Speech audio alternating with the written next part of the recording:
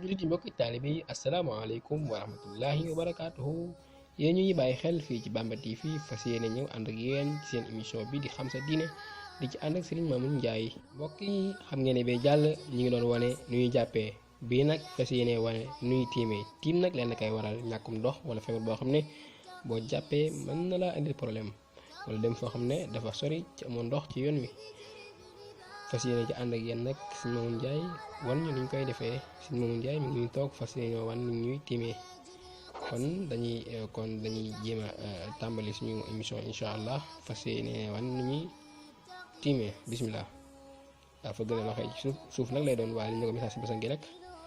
dafa gën ci loxo yi raay ci kanam gi yéen gis ni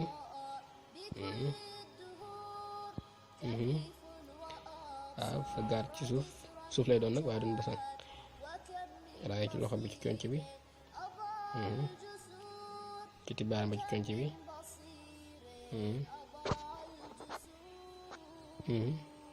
jeex na ni doo ngay tiim da di doo ngay tiim salaamaaleykum wa rahmatullah